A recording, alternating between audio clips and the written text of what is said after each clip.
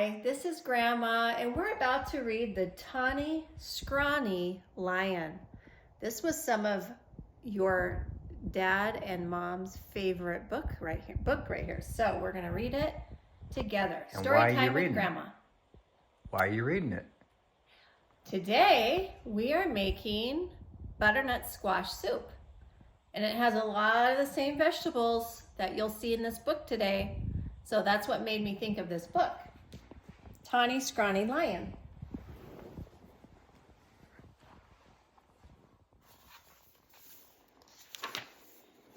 Once there was a tawny, scrawny, hungry lion who could never get enough to eat. He chased monkeys on Monday, kangaroos on Tuesday, zebras on Wednesday, bears on Thursday, camels on Friday, and on Saturday, elephants. And since he caught everything he ran after, that lion should have been as fat as butter. But he wasn't at all. The more he ate, the scrawnier and hungrier he grew. The other animals didn't feel one bit safe.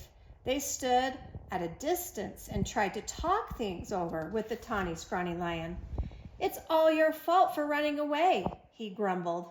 "If I didn't have to run for every single bite I get, I'd be as fat as butter and sleek as satin, and then I wouldn't have to eat so much, and you'd last longer."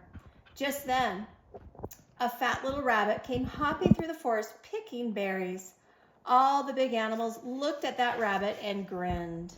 "Rabbit," they said, "oh, you lucky rabbit, we appoint you to talk things over with the lion."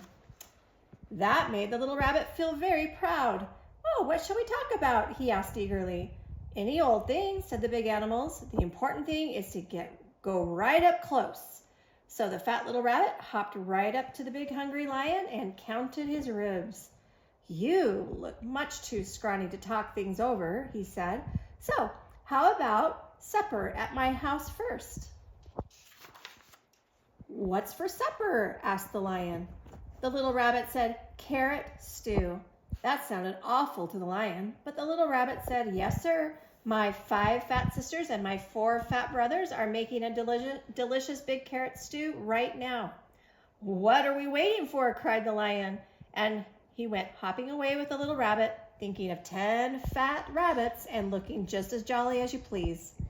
"Well," grinned all the big animals, "that should take care of Tawny Scrawny for today." Before very long, the lion began to wonder if they'd ever get to the rabbit's house.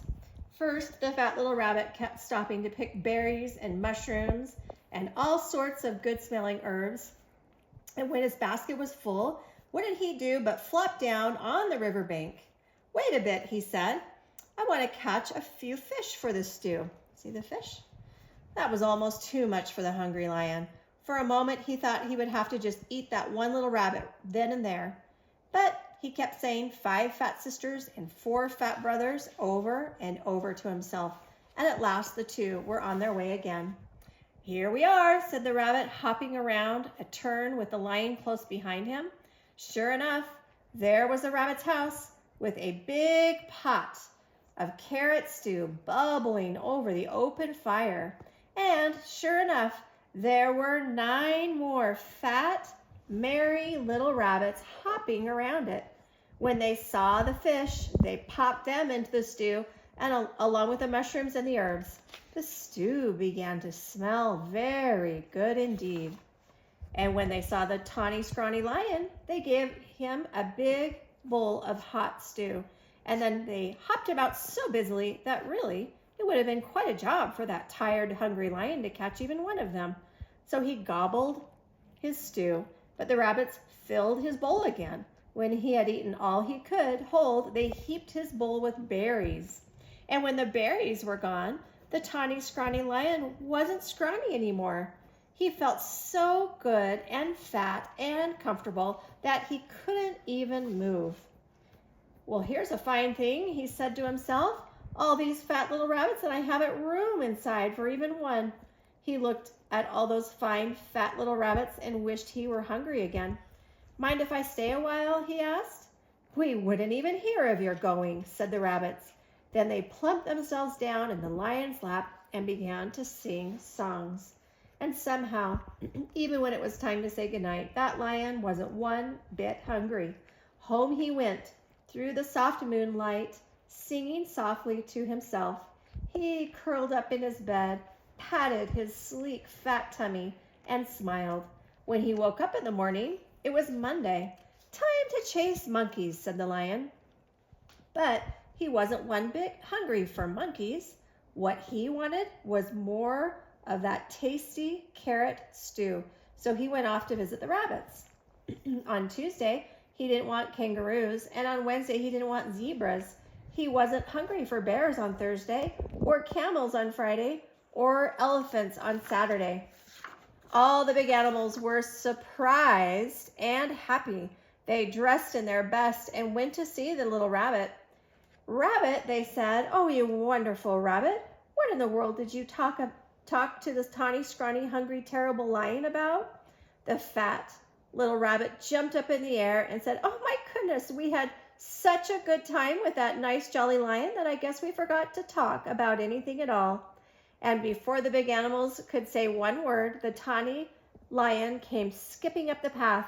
He had a basket of berries for the fat rabbits and sisters, and a string of fish for the fat rabbit brothers, and a big bunch of daisies for the fat rabbit himself. I came for supper, he said, shaking paws all around. Then he sat down in the soft grass, looking fat as butter, sleek as satin, and jolly as all get out, and ready for another good big supper of carrot stew. Fat as butter and sleek as satin. That's what we all want to be. Yes, that's the tawny, scrawny lion.